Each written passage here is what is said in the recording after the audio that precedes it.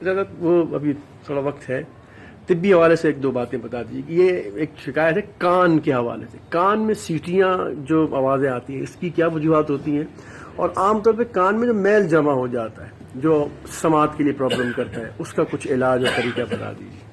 اس کے لیے ایک تو یہ ہے کہ کان کی صفائی وغیرہ جیسے کہ عام طریقہ رائج ہے کروا لینی چاہیے۔ دوسری بات یہ کہ سائے سائے کی آواز آنا دو باتوں کی وجہ سے ہوتی ہے۔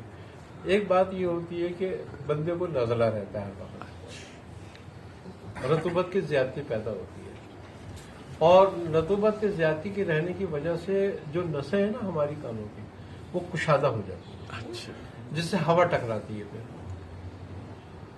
تو جو یہ آواز پیدا کرتی ہے اور پھر اس میں تکلیف بھی ہوتی ہے۔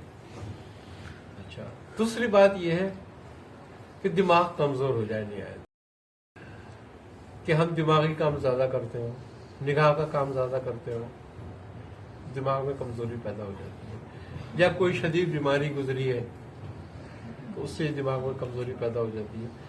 اس کے لیے بہترین چیز جو ہے اگر کوئی استعمال کرے جس سے کانوں کے مرض کو بھی فائدہ ہوتا ہے اور دماغ کو بھی تقویت ملتی ہے،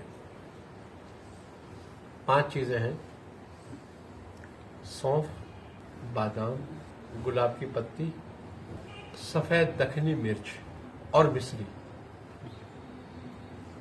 اچھا، وہ لوگ جو شوگر کا مرض رکھتے ہیں وہ مصری نہیں ڈال سکتے، نہ ڈالیں، تو وہ اس کی جگہ ملیٹھی بھی ڈال سکتے ہیں اور خشخاش بھی ڈال سکتے ہیں۔ تو یہ پیس کے رکھ لیں اور آدھی چمچی سے 1 چمچی تک صبح شام استعمال کریں۔ سب ہم وزن ہے، کتنے دن تک استعمال؟ کم سے کم 3-4 مہینے استعمال کرنا چاہیے۔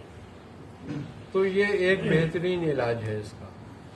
اس سرسوں کے تیل کا جو ہے کہ وہ 2-3 قطرے لوگ ٹپکاتے ہیں، پھر وہ میل خود ہی ایک گولی بن کے نکل آتا ہے، یہ ٹھیک ہے؟ میل نکالنے تو بہت سارے طریقے ہیں، لیکن ہاں یہ سرسوں کا تیل جو ہے اس کے لیے یہ چاہیے کہ ہم اس کو سادہ نہ ڈالیں، اچھا، بلکہ تھوڑا سا تیل لے کے نا اس کو 1-2 جوے لہسن کے اور ذرا سا نمک، اچھا، اور 1 چٹکی ہلدی اس میں ڈال کے اور اس کو جلا لیں، اچھا، اور اس کو چھان کے رکھ لیں، تو یہ تقویت دیتی ہے نسوں کو، پھر اللہ، نسوں کو طاقت بھی دے گی، نسوں کو صاف بھی کرے گی، اور یہ اینٹی سیپٹک بھی ہے ٹھیک، کہ کان کی سیپٹک کو دور کرے گی۔